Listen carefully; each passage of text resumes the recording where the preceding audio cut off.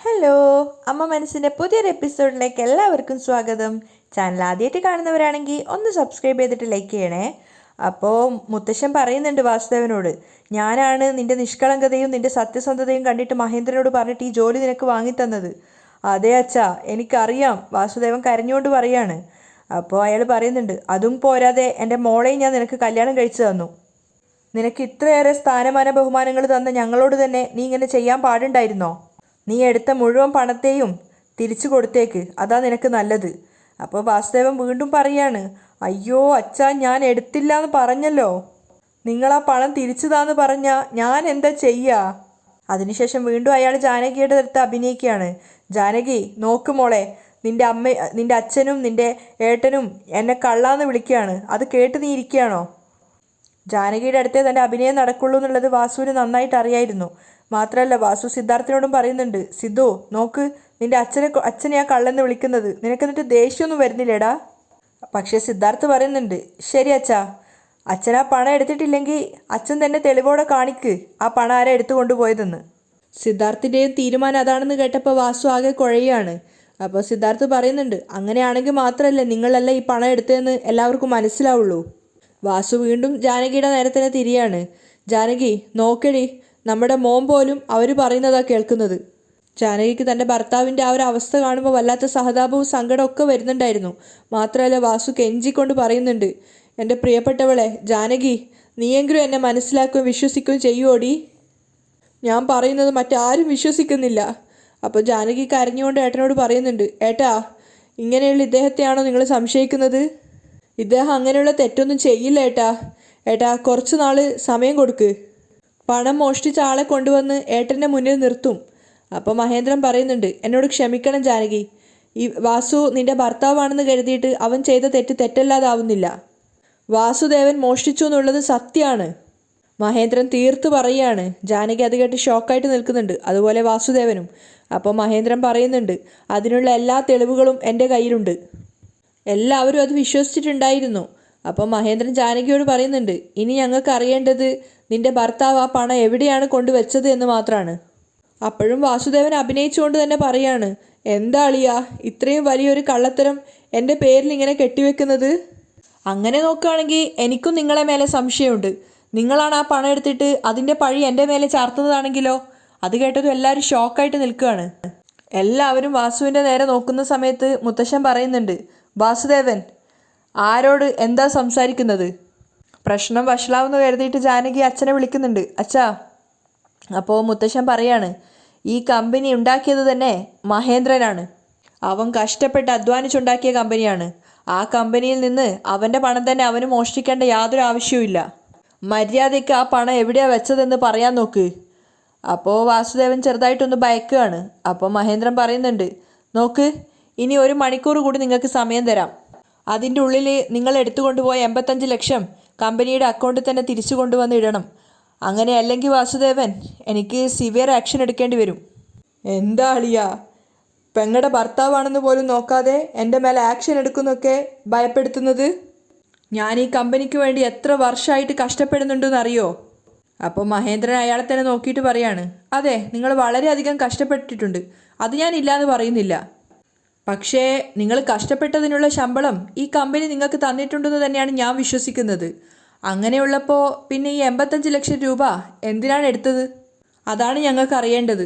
അപ്പോൾ ജാനകി കരഞ്ഞുകൊണ്ട് പറയാണ്, ഏട്ടാ, നിങ്ങളെല്ലാവരും ചേർന്നിങ്ങനെ എൻ്റെ ഭർത്താവിനെ നിർത്തിയിട്ട് അപമാനിക്കുന്നത് എനിക്കെന്തോ വല്ലാതെ നാണക്കേടായി തോന്നുകയാണ്. സിദ്ധാർത്ഥാണെങ്കിലും ആരതി ആണെങ്കിലും ഒക്കെ അപമാനത്തോടെ തന്നെയാണ് നിൽക്കുന്നത്. അപ്പോൾ ജാനകി കരഞ്ഞുകൊണ്ട് പറയുന്നുണ്ട്, ആരോ ചെയ്ത തെറ്റിന് എൻ്റെ ഭർത്താവിനെയാണ് നിങ്ങൾ അപമാനിക്കുന്നത്. അദ്ദേഹത്തിനെ നിങ്ങൾ വെറുതെ കുറ്റക്കാരനാക്കുകയാണ്. അപ്പോൾ എല്ലാവരുടെയും മുഖം വാടുകയാണ് ജാനകി അങ്ങനെ പറഞ്ഞപ്പോൾ. അപ്പോൾ മുത്തശ്ശൻ പറയുന്നുണ്ട്, ഇങ്ങോട്ട് നോക്കുമോളെ ജാനകി, വാസുദേവൻ തന്നെയാണ് ആ പണം കട്ടെടുത്തത്. അതിലൊരു സംശയവും ഇല്ല. ആ പണം എത്രയും പെട്ടെന്ന് കമ്പനി അക്കൗണ്ടിലേക്ക് ഇടാൻ വേണ്ടി അവനോട് പറ. അപ്പോൾ മഹേന്ദ്രന് മുന്നറിയിപ്പ് കൊടുക്കുകയാണ്, ഇങ്ങോട്ട് നോക്ക്, ഇന്നത്തെ ഒരു ദിവസം ഞാൻ നിങ്ങൾക്ക് അവധി തരാം. ആ പണം നിങ്ങൾ കമ്പനി അക്കൗണ്ടിലേക്ക് തിരിച്ചിട്ടിട്ടില്ലെങ്കിൽ എനിക്ക് കമ്പനിയിൽ നിന്നും നിങ്ങളെ ഡിസ്മിസ് ചെയ്യേണ്ടി വരും. മഹേന്ദ്രൻ ദേഷ്യത്തോട് അവിടുന്ന് എഴുന്നേറ്റ് പോവുകയാണ്. പിന്നാലെ തന്നെ അച്ഛനും പോകുന്നുണ്ടായിരുന്നു. പിന്നീന്ന് ജാനകിയും അതുപോലെ വാസുദേവനും ഒക്കെ ഒരുപാട് വിളിക്കുകയാണെങ്കിലും അവർ രണ്ടുപേരും തിരിഞ്ഞു നോക്കുന്നില്ല. ബാക്കി എല്ലാവരും അവിടെ തന്നെ നിൽക്കുകയാണ്. ആ സമയത്ത് ജാനകി ലക്ഷ്മിയോട് പറയുന്നുണ്ട്, നോക്ക് ചേച്ചി, കണ്ടില്ലേ, അളിയനാണെന്ന് പോലും നോക്കാതെ ഏട്ടൻ എൻ്റെ ഭർത്താവിനോട് ഇങ്ങനെയൊക്കെ പെരുമാറുന്നത്, ഇത്രയും വലിയ കുറ്റം അദ്ദേഹത്തിൻ്റെ തലയിൽ കെട്ടിവെക്കുന്നത്. ലക്ഷ്മി ഒന്നും പറയാതെ നിൽക്കുകയാണ്. മേഘയ്ക്കും മുത്തശ്ശിക്കൊക്കെ അത് കേട്ടിട്ട് പുച്ഛം തോന്നുന്നുണ്ട്. അപ്പോൾ ജാനകി മകനോട് പറയാണ്, സിദ്ധാർത്ഥ്, ഉറപ്പായിട്ടും നിൻ്റെ അച്ഛൻ അങ്ങനെ ഒരു കള്ളത്തരം ചെയ്യില്ല. ആരാണ് ആ പണം മോഷ്ടിച്ചതെന്ന് കണ്ടുപിടിച്ചിട്ട് നിൻ്റെ അങ്കിളിൻ്റെയും നിൻ്റെ മുത്തശ്ശൻ്റെയും മുന്നിൽ അത് കാണിച്ചു കൊടുക്കടാ. അപ്പോൾ സിദ്ധാർത്ഥ് ജാനകിയോട് പറയുന്നുണ്ട്, അമ്മ, അച്ഛൻ തെറ്റ് ചെയ്തിട്ടില്ലെങ്കിൽ മാത്രമല്ലേ അത് തെളിയിക്കാൻ പറ്റുള്ളൂ. അദ്ദേഹമാണ് ഈ തെറ്റ് ചെയ്തത്. അത് കേട്ടതും എല്ലാവരും ഷോക്കായിട്ട് നിൽക്കുകയാണ്. അപ്പോൾ സിദ്ധാർത്ഥ് പറയുന്നുണ്ട്, ആദ്യം അവർ തെറ്റ് ചെയ്തിട്ടില്ല എന്നുള്ളത് തെളിയിക്കാൻ വേണ്ടി പറ, അത് കഴിഞ്ഞ് അങ്കിളിനും മുത്തശ്ശനും തെളിയിച്ചു കൊടുക്കാം എന്ന് പറഞ്ഞ് സിദ്ധാർത്ഥ് പോകുമ്പോൾ വാസുദേവൻ പിന്നീന്ന് വിളിക്കുന്നുണ്ട്, സിദ്ധു, ഡാ മോനെ, ചുമ്മാതിരിക്കച്ച എന്ന് പറഞ്ഞിട്ട് സിദ്ധു അവിടുന്ന് ദേഷ്യത്തോടെ പോവുകയാണ്. സിദ്ധാർത്ഥ് കൂടി പോയ സമയത്ത് ജാനകി അവിടെ ഇരുന്ന് പൊട്ടിക്കരയാണ്. അപ്പോൾ വാസുദേവൻ ദേഷ്യത്തോടെ പറയുന്നുണ്ട്, കണ്ടോ ജാനകി, നിന്റെ ഏട്ടൻ, നിന്റെ അച്ഛൻ, സിദ്ധു, 3 പേരും ഞാനാണ് മോഷ്ടിച്ചതെന്നാണ് പറഞ്ഞുകൊണ്ടിരിക്കുന്നത്. എൻ്റെ പ്രിയപ്പെട്ടവളെ ജാനകി, നീ എന്നെ വിശ്വസിക്കുമല്ലോ അല്ലേ? അത് കേട്ട സമയത്ത് മേഘയ്ക്കും മുത്തശ്ശിക്കൊക്കെ പുച്ഛം തോന്നുകയാണ്. അപ്പോൾ ജാനകി കരഞ്ഞുകൊണ്ട് പറയുന്നുണ്ട് ഭർത്താവിനോട്, എനിക്ക് നിങ്ങളുടെ മേൽ വിശ്വാസമുണ്ട് ഏട്ടാ. തീർച്ചയായും നിങ്ങൾ മോഷ്ടിക്കില്ല എന്ന് എനിക്കറിയാം. എത്രയും പെട്ടെന്ന് ആ പണം ആരാണ് മോഷ്ടിച്ചതെന്ന് കണ്ടുപിടിച്ച് എൻ്റെ ഏട്ടൻ്റെയും അച്ഛൻ്റെയും സിദ്ധാർത്ഥിൻ്റെയും ഒക്കെ മുന്നിൽ തെളിയിച്ചു കൊടുക്ക്. വാസുദേവൻ ശരിക്കും പെട്ടിട്ടുണ്ടായിരുന്നു. പക്ഷെ അയാൾ ജാനകിയുടെ മുന്നിൽ വല്ലാതെ അങ്ങോട്ട് അഭിനയിക്കുകയാണ്, നിരപരാധിയാണെന്ന് തെളിയിക്കാൻ വേണ്ടിയിട്ട്. പിന്നീട് നേരെ ടെറസിലേക്കാണ് പോയത്. പോയ ഉടനെ തന്നെ ജ്യോതിയാണ് വിളിക്കുന്നത്. പറ, എന്താ സംഭവിച്ചത്? ജ്യോതി ഫോൺ എടുത്തപ്പോൾ തന്നെ ചോദിക്കുകയാണ്. എന്താണോ നടക്കരുതെന്ന് വിചാരിച്ചത് അത് തന്നെ നടന്നു ജ്യോതി. ആ 85 ലക്ഷം രൂപ ഞാനാണ് കള്ളത്തരത്തിലൂടെ എടുത്തതെന്ന് വീട്ടിലെല്ലാവർക്കും മനസ്സിലായി. അത് കേട്ടതും ജ്യോതി ഷോക്കായിട്ട് നിൽക്കുകയാണ്. അപ്പോൾ വാസുദേവൻ പറയുന്നുണ്ട്, എത്രയും പെട്ടെന്ന് ആ പണം തിരിച്ച് ഓഫീസിൻ്റെ അക്കൗണ്ടിലേക്ക് തന്നെ തിരിച്ചിടാനാണ് എന്നോട് പറഞ്ഞിരിക്കുന്നത്. അപ്പോൾ ജ്യോതി ഒന്നും അറിയാത്ത പോലെ പറയാണ്, അത്രയും വലിയൊരു എമൗണ്ടിന് നമ്മളിപ്പോൾ എന്താ ചെയ്യുക? ജ്യോതി, ഞാൻ നിന്നോട് ചോദിക്കുന്നത് നീ തെറ്റായിട്ട് എടുക്കരുത്. നീ ഇപ്പോൾ 85 ലക്ഷം രൂപയ്ക്ക് ഒരു സ്ഥലം വാങ്ങിയിട്ടില്ലേ? ആ സ്ഥലം നമുക്ക് വിറ്റാലോ? അത് കേട്ട സമയത്ത് ജ്യോതി ആദ്യം ഒന്ന് ഷോക്കാവുകയാണ്. അതിനുശേഷം അവൾ പറയുന്നുണ്ട്, നിങ്ങളെന്താ തമാശ പറയുകയാണോ? 85 ലക്ഷം രൂപ കൊടുത്ത് വാങ്ങിച്ച ആ സ്ഥലം ഇപ്പോൾ വിൽക്കാനോ? അത് വിൽക്കാനൊന്നും പറ്റില്ല. നിങ്ങൾ പണം എടുത്തിട്ടില്ല എന്ന് ധൈര്യമായിട്ട് പറഞ്ഞാൽ മതി. ആര് വിശ്വസിച്ചോ ഇല്ലയോ, ജാനകി നിങ്ങളെ വിശ്വസിക്കുന്നില്ലേ? ആ ഒരു കാര്യത്തെ മുൻനിർത്തി എല്ലാവരെയും പറ്റിക്കാൻ നോക്ക്. അതും പറഞ്ഞ് ഈ പ്രശ്നത്തിൽ നിന്ന് തടിയൂരാൻ നോക്ക്. അല്ലാതെ നിങ്ങളാ പണം എടുത്തതെന്ന് പറഞ്ഞ് പ്രശ്നത്തിൽ ചെന്ന് ചാടല്ല. എങ്ങനെയെങ്കിലും ഈ പ്രശ്നം പരിഹരിക്കാൻ നോക്ക് എന്ന് പറഞ്ഞിട്ട് ജ്യോതി കോള് കട്ട് ചെയ്യാണ്. തനിക്ക് മുന്നിൽ ഒരു വഴിയുമില്ലാന്ന് വാസുദേവന് മനസ്സിലാവുന്നുണ്ട്. അങ്ങനെ പിറ്റേന്ന് നേരം വെളുത്തപ്പോൾ എല്ലാവരും വാസുദേവനെ വെയിറ്റ് ചെയ്തിരിക്കുകയാണ്. ജാനകിയാണെങ്കിൽ ഏങ്ങലടിച്ച് കരഞ്ഞുകൊണ്ടേ ഇരിക്കുന്നുണ്ട്. ആ സമയത്ത് മഹേന്ദ്രൻ അങ്ങോട്ട് വന്നിട്ട് ജാനകിയോട് ചോദിക്കുകയാണ്, ജാനകി, നിന്റെ ഭർത്താവ് എവിടെ? ഏട്ടാ, ഇന്നലെ രാത്രി മുതൽ അദ്ദേഹം വീട്ടിലേക്കേ വന്നിട്ടില്ല. നിങ്ങൾ ഇന്നലെ അദ്ദേഹത്തെ അങ്ങനെയൊക്കെ പറഞ്ഞതുകൊണ്ട് അദ്ദേഹത്തിൻ്റെ മനസ്സൊക്കെ ഉടഞ്ഞു പോയിന്നാ തോന്നുന്നത്. അദ്ദേഹം അത്രയേറെ വിഷമിക്കുന്നുണ്ടായിരുന്നു. ഇന്നലെ രാത്രി മുഴുവൻ അദ്ദേഹം വീട്ടിലേക്ക് വന്നതേയില്ല. എവിടെ പോയി എന്താ സംഭവിച്ചതെന്ന് ഒന്നും അറിയില്ല. അപ്പോൾ മഹേന്ദ്രൻ ദേഷ്യത്തോടെ പറയുന്നുണ്ട്, നിന്റെ ഭർത്താവ് എങ്ങോട്ടും പോയിട്ടില്ല. രാത്രി മുഴുവൻ ബാറിലിരുന്ന് മദ്യപിച്ച് കൂത്താടുകയായിരുന്നു. അത് കേട്ടതും എല്ലാവരും ഷോക്കായിട്ട് നിൽക്കുകയാണ്. അപ്പോൾ മഹേന്ദ്രൻ എല്ലാവരോടായിട്ട് പറയുന്നുണ്ട്, ബാർ ഓണർ ഇപ്പോഴാണ് വിളിച്ചു പറഞ്ഞത്. മാത്രമല്ല വാസുദേവൻ ഇങ്ങോട്ടേക്ക് പോന്നിട്ടുമുണ്ട്. അതുപോലെ തന്നെ കുറച്ചു നേരം കഴിഞ്ഞപ്പോഴേക്കും മദ്യപിച്ച് ലെക്ക് കെട്ടിട്ട് വാസുദേവൻ അവിടേക്ക് വന്നിട്ടുണ്ടായിരുന്നു. വാസുദേവൻ്റെ ഡ്രൈവറാണ് കൊണ്ടാക്കിയിട്ട് അകത്തേക്കാക്കുന്നത്. അപ്പോൾ അയാൾ മദ്യപിച്ച് ലെക്ക് കെട്ട് കയറി വരുന്ന കണ്ടപ്പോൾ തന്നെ എല്ലാവരും ഇങ്ങനെ ഷോക്കായിട്ട് നിൽക്കുകയാണ്. സിദ്ധുവിൻ്റെ അടുത്തെത്തിയ സമയത്ത് വാസുദേവൻ വീഴാൻ വേണ്ടി പോവാണ്. അപ്പോൾ സിദ്ധു വേഗം അച്ഛനെ പിടിക്കുന്നുണ്ട്. എന്താ അച്ഛാ ഇത്? എന്താ ഇതൊക്കെ? അപ്പോൾ മഹേന്ദ്രൻ ദേഷ്യത്തോട് ചോദിക്കുകയാണ്, എന്താ വാസുദേവൻ ഇത്? പണം എവിടെയാണ് കൊണ്ടുപോയി കളഞ്ഞതെന്ന് വെച്ചാൽ അവിടുന്ന് എടുത്തുകൊണ്ട് വരാൻ പറഞ്ഞപ്പോൾ രാത്രി മുഴുവൻ ബാറിലിരുന്ന് മദ്യപിച്ച് കൂത്താടിയിട്ട് വരുവാണോ? അപ്പോഴേക്കും വാസുദേവൻ്റെ മട്ടും ഭാവമൊക്കെ മാറുകയാണ്. അയാൾ ദേഷ്യത്തോടെ പറയുന്നുണ്ട്, ഏയ് ജാനകി, നിന്റെ ഏട്ടനോട് മര്യാദയ്ക്ക് സംസാരിക്കാൻ പറ. ഇല്ലെങ്കിൽ പെങ്ങടെ ഭർത്താവാണെന്ന് പോലും നോക്കാതെ ഏതോ കള്ളനെ ചോദ്യം ചെയ്യുന്ന പോലെ ചോദ്യം ചെയ്യുന്നോ? എല്ലാവരും ഷോക്കായിട്ട് നിൽക്കുകയാണ് വാസുദേവൻ്റെ ആ ഒരു പെരുമാറ്റം കാണുമ്പോൾ. അപ്പോൾ സിദ്ധാർത്ഥ് പറയുന്നുണ്ട്, അച്ഛാ നോക്ക്, എല്ലാവരോടും ഞാൻ വീണ്ടും പറയാണ്, ഞാൻ ആ പണത്തെ എടുത്തിട്ടില്ല. ഇത് പറഞ്ഞിട്ടും ഇനിയും ഞാൻ തന്നെ ആ പണം എടുത്തതെന്ന് നിങ്ങൾ പറയുകയാണെങ്കിൽ നോക്ക്, നിന്റെ ഏട്ടനാണെന്ന് പോലും നോക്കില്ല. മര്യാദ വിടും ഞാൻ. ജാനകിയോടാണ് വാസുദേവ പറഞ്ഞത്. ജാനകിയും ലക്ഷ്മിയും അതുപോലെ മുത്തശ്ശനും ഒക്കെ അത് കേട്ടിട്ട് ഷോക്കായിട്ട് നിൽക്കുന്നുണ്ട്. പക്ഷെ മഹേന്ദ്രൻ ഒരു കുലുക്കവും ഇല്ല. അപ്പോൾ ദേഷ്യത്തോടെ മുത്തശ്ശൻ എഴുന്നേറ്റിട്ട് പറയുന്നുണ്ട്, വാസുദേവ, ആരോട് എന്താ നീ പറയുന്നത്? മര്യാദയ്ക്ക് സംസാരിക്ക്. മഹേന്ദ്രൻ അച്ഛനോട് പറയുന്നുണ്ട്, അച്ഛാ നിങ്ങൾ ടെൻഷൻ ആവാതിരിക്ക്, സമാധാനത്തോടെ നിൽക്ക്. അപ്പോൾ സിദ്ധു അച്ഛനോട് പറയാ, എന്താ അച്ഛാ ഇതൊക്കെ? അപ്പോൾ മഹേന്ദ്രൻ വീണ്ടും വാസുദേവനോട് പറയുന്നുണ്ട്, വാസുദേവൻ നിങ്ങളോട് തല്ലുകൂടാനോ പ്രശ്നം ഉണ്ടാക്കാനോ ഒന്നും ഞങ്ങൾ ആഗ്രഹിക്കുന്നില്ല. നിങ്ങൾ എടുത്ത പണത്തെ തിരിച്ച് കമ്പനി അക്കൗണ്ടിലേക്ക് ഇട്ടാൽ മതി. അതാണ് നിങ്ങൾക്കും കമ്പനിക്കും നല്ലത്. അപ്പോൾ വാസുദേവൻ ദേഷ്യത്തോടെ പറയാണ്, ഞാനല്ലേ പറഞ്ഞത് ആ പണം ഞാൻ എടുത്തിട്ടില്ല എന്ന്, പിന്നെയും തിരിച്ച് അത് തന്നെ പറഞ്ഞുകൊണ്ടിരിക്കുന്നത്. അത് കേട്ട സമയത്ത് മഹേന്ദ്രനും അച്ഛനും ഒക്കെ ദേഷ്യം വരുന്നുണ്ട്. അപ്പോൾ വാസുദേവനും പറയാണ്, നോക്ക് ഞാൻ വീണ്ടും പറയാണ്, ആ പണത്തെ എടുത്തത് ഞാനല്ല, നീയാണ്. മഹേന്ദ്രനോട് പറയാണ്, നീയാണ് എടുത്തത്, നീയാണ് ആ പണം മോഷ്ടിച്ചത്. എല്ലാവരും അയാളുടെ ആ ഒരു പെരുമാറ്റം കണ്ട് ഷോക്കായി നിൽക്കുകയാണ്. അപ്പോൾ വാസുദേവൻ മഹേന്ദ്രനോട് പറയുന്നുണ്ട്, നീ തന്നെ കട്ടെടുത്തിട്ട് എൻ്റെ മേലെ കുറ്റം ചാർത്തിയിട്ട് ആളാവാൻ നോക്കുകയാണോ?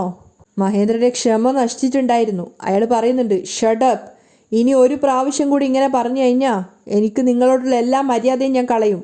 അപ്പോൾ വാസുദേവനും തട്ടിക്കയറുകയാണ്, ഏയ് എന്താ, എന്ത് മര്യാദ പോകുന്ന പറയുന്നത്? വാസുദേവൻ ശരിക്കും കുടിച്ചിട്ടാണ് സംസാരിക്കുന്നത്. ഇങ്ങോട്ട് നോക്ക്, നിങ്ങളെല്ലാവരും ചേർന്നിട്ടാണ് ആ പണം മോഷ്ടിച്ചത്. എല്ലാവരും ഷോക്കായിട്ട് നിൽക്കുന്ന സമയത്ത് വാസുദേവൻ പറയുന്നുണ്ട്, നിങ്ങളെല്ലാവരും കൂടി ആ പണം മോഷ്ടിക്കും, എന്നിട്ട് എൻ്റെ മേലെ കുറ്റമിടും, ഒന്നും ചെയ്യാത്ത നിരപരാധിയായ എൻ്റെ മേലെ കുറ്റമിടും. മഹേന്ദ്രൻ്റെ ക്ഷമ നശിച്ചുകൊണ്ടേയിരിക്കുകയായിരുന്നു. അയാൾ പറയുന്നുണ്ട്, ഒരു പ്രാവശ്യം കൂടി ഇങ്ങനെ സംസാരിച്ചു കഴിഞ്ഞാൽ ഇനി നിങ്ങൾ ഈ വീട്ടിൽ തന്നെ ഉണ്ടാവില്ല, മര്യാദയ്ക്ക് ഈ വീട് വിട്ട് ഇറങ്ങിക്കോ. അപ്പോൾ വാസുദേവൻ പറയാണ്, ഓ നിങ്ങളുടെ അനിയത്തിയുടെ ഭർത്താവാണെന്ന് പോലും നോക്കാതെ എന്നോട് വീട് വിട്ട് പോന്ന് പറയാണല്ലേ? ജാനകി കരഞ്ഞുകൊണ്ട് ഏട്ടനെയും ഭർത്താവിനെയും മാറി മാറി നോക്കുകയാണ്. അപ്പോൾ മഹേന്ദ്രൻ വളരെ ഗൗരവത്തിലാണ് സംസാരിക്കുന്നത്. മര്യാദയ്ക്ക് നിങ്ങൾ എടുത്തു കൊണ്ടുപോയ 85 ലക്ഷം രൂപ കമ്പനി അക്കൗണ്ടിലേക്ക് തിരിച്ചിട്ടതിന് ശേഷം വീട്ടിലേക്ക് വന്നാൽ മതി. മര്യാദയ്ക്ക് ഇപ്പം തന്നെ ഈ വീട്ടിൽ നിന്ന് ഇറങ്ങി പോയിക്കോണം. അത് കേട്ടതും എല്ലാവരും ഞെട്ടിത്തരിച്ച് നിൽക്കുകയാണ്. ജാനകിയാണെങ്കിൽ കരഞ്ഞുകൊണ്ട് ഏട്ടനോട് ചോദിക്കുന്നുണ്ട്, ഏട്ടാ എന്താ ഏട്ടാ ഈ പറയുന്നത്? ചെയ്യാത്ത തെറ്റിന് എൻ്റെ ഭർത്താവിന് ഇങ്ങനെ ശിക്ഷ കൊടുത്താലോ? അദ്ദേഹം എത്ര പ്രാവശ്യം പറഞ്ഞു അദ്ദേഹം പണം എടുത്തിട്ടില്ല എന്ന്, പിന്നെ എന്തിനാ അദ്ദേഹത്തിൻ്റെ മേലെ ഇങ്ങനെ ഒരു തെറ്റുകുറ്റം ചാർത്തുന്നത്? അപ്പോൾ മഹേന്ദ്രൻ ജാനകിയോട് പറയുന്നുണ്ട്, ജാനകി നിന്റെ മുഖം ആലോചിച്ചത് കൊണ്ട് മാത്രമാണ് ഇത്രയും നേരം ഞാൻ ക്ഷമയോടെ നിന്നത്. പണം എടുത്തതും പോരാതെ കുറച്ചുപോലും മര്യാദയില്ലാതെ എത്രത്തോളം അഹങ്കാരത്തോടെയാണ് അവൻ സംസാരിക്കുന്നതെന്ന് നോക്ക്. വേറെ എങ്ങനെയാണ് ഞാൻ അവനോട് സംസാരിക്കേണ്ടത്, നീ തന്നെ പറ. അതിനുശേഷം ദേഷ്യത്തോടെയാണ് മഹേന്ദ്രൻ വാസുദേവനോട് പറയുന്നത്, ഇങ്ങോട്ട് നോക്ക് വാസുദേവൻ, നീ തന്നെയാണ് ആ പണം എടുത്തിരിക്കുന്നതെന്ന് എനിക്ക് 100% ഉറപ്പാ. അത് എന്നെ കൊണ്ട് തെളിയിക്കാനും സാധിക്കും. കോടതിയിൽ കേസും കൊണ്ട് പോയാൽ അത് ഈ കുടുംബത്തിന് തന്നെയാണ് മാനക്കേട്. അതുകൊണ്ട് അവസാനമായിട്ട് ഒരു ചാൻസ് തരാം. എടുത്ത പണത്തെ തിരിച്ചു കൊണ്ടുവന്ന് കമ്പനിയിലെ അക്കൗണ്ടിലേക്ക് തിരിച്ചിടാൻ നോക്ക്. എന്നിട്ട് ഗൗരവത്തോടെ വീട്ടിൽ തന്നെ നിൽക്കാൻ നോക്ക്. ഇല്ലെങ്കിൽ വീട് വിട്ട് ഇപ്പം തന്നെ പോവാൻ നോക്ക്. അപ്പോൾ ജാനകി കരഞ്ഞുകൊണ്ട് ഏട്ടനെ നോക്കുകയാണ്. മാത്രമല്ല വാസുദേവനും പറയുന്നുണ്ട്, ജാനകി നോക്ക്, നന്നായിട്ട് നോക്ക് നിന്റെ ആങ്ങള പറയുന്നത്. പെങ്ങളുടെ ഭർത്താവാണെന്ന് പോലും നോക്കാതെ എന്നോട് വീട് വിട്ടു പോയിക്കോളാൻ. ജാനകി പൊട്ടി പൊട്ടി കരയാണ്. അപ്പോൾ അടുത്ത് നിൽക്കുന്ന സിദ്ധാർത്ഥിനോട് കരഞ്ഞുകൊണ്ട് വാസുദേവൻ പറയുന്നുണ്ട്, നോക്കടാ നോക്ക്, നിന്റെ അച്ഛൻ എന്നെ എത്രത്തോളം നാണം കെടുത്തുകയാണെന്ന് നീ നോക്ക്. നീ ഒന്ന് ചിന്തിച്ചു നോക്ക്. ഇവർക്ക് വേണ്ടിയിട്ടല്ലേ, ഈ കമ്പനിക്ക് വേണ്ടിയിട്ടല്ലേ ഇത്രയും കാലം ഞാൻ കഷ്ടപ്പെട്ട് ജോലി ചെയ്തത്. ഇപ്പം നോക്ക്, നീയും അതുപോലെ തന്നെ ഇവർക്ക് വേണ്ടിയാണ് കഷ്ടപ്പെട്ട് ഇവരുടെ കമ്പനിക്ക് വേണ്ടിയാണ് ജോലി ചെയ്യുന്നത്. എന്നിട്ട് കുറച്ച് പോലും നമ്മളോടത്തൊരു മര്യാദയില്ല. എന്നോട് കള്ളനാണെന്ന് പറഞ്ഞിട്ട് ഈ വീട് വിട്ട് പൊയ്ക്കോളാൻ. സിദ്ധാർത്ഥ് ഇങ്ങനെ കൺഫ്യൂഷനായിട്ട് നിൽക്കുകയാണ് അച്ഛൻ പറയുന്നത് കേട്ടിട്ട്. അപ്പോൾ മഹേന്ദ്രൻ പറയുന്നുണ്ട്, സിദ്ധു നിന്റെ അച്ഛൻ തെറ്റ് ചെയ്തിട്ടുണ്ടെന്ന് നിനക്കും നന്നായിട്ടറിയാം. വാസുദേവൻ ആ പണം തിരിച്ചു കൊണ്ടുവരുന്നത് വരെ ഈ വീട്ടിനകത്തേക്ക് അയാൾ കയറാൻ പാടില്ല. അത് പറഞ്ഞിട്ട് മഹേന്ദ്രൻ ദേഷ്യത്തോടെ അവിടുന്ന് പോവാണ്. അയാൾക്ക് പിന്നാലെ അച്ഛനും പോകുന്നുണ്ട്. ജാനകി പിന്നീന്ന് രണ്ടുപേരെയും വിളിക്കുകയാണ്, ഏട്ടാ അച്ഛാ പോവല്ലേ. പക്ഷെ വാസുദേവൻ പറയുന്നുണ്ട്, പോ പോ, എൻ്റെ ഭർത്താവ് ഒരു തെറ്റും ചെയ്തിട്ടില്ല ഏട്ടാ, പറയുന്ന ഒന്ന് കേക്കേട്ടാ. ആ സമയത്തൊക്കെ വാസുദേവൻ ഇങ്ങനെ കുടിച്ച് ബഹളം വെക്കുകയാണ്. അപ്പോൾ സിദ്ധാർത്ഥ് പറയുന്നുണ്ട്, അച്ഛ ഒന്നും മിണ്ടാതിരിക്കുമെന്ന്. അപ്പോൾ ജാനകി കരഞ്ഞുകൊണ്ട് ലക്ഷ്മിയോട് പറയാണ്, ഏട്ടത്തി ഏട്ടനോടൊന്ന് പറ ഏട്ടത്തി, അദ്ദേഹത്തെ വീട്ടിൽ നിന്ന് പറഞ്ഞു വിടല്ലേന്ന് പറ. ലക്ഷ്മി ഒന്നും പറയാതെ സങ്കടത്തോടെ നിൽക്കുകയാണ്. അപ്പോൾ ജാനകി വീണ്ടും കെഞ്ചിയിട്ട് പറയുന്നുണ്ട്, ഒന്ന് പറ ഏട്ടത്തി. അപ്പോഴേക്കും വാസുദേവന് ദേഷ്യം വരികയാണ്. ഏയ് ജാനകി, നീ എന്തിനാ കണ്ട ആൾക്കാരുടെ കാലിന് വീഴാൻ പോകുന്നത്? എനിക്കെന്താ പോകാൻ വേറെ ഇടയില്ലാന്നാ നീ വിചാരിച്ചത്? ഇങ്ങോട്ട് നോക്ക്, ഇപ്പം ഞാൻ പറയുന്നത് കേട്ടോ. ഞാൻ രാജാവിനെ പോലെ എവിടെ വേണമെങ്കിലും പോയിട്ട് എങ്ങനെ വേണമെങ്കിലും ജീവിക്കും.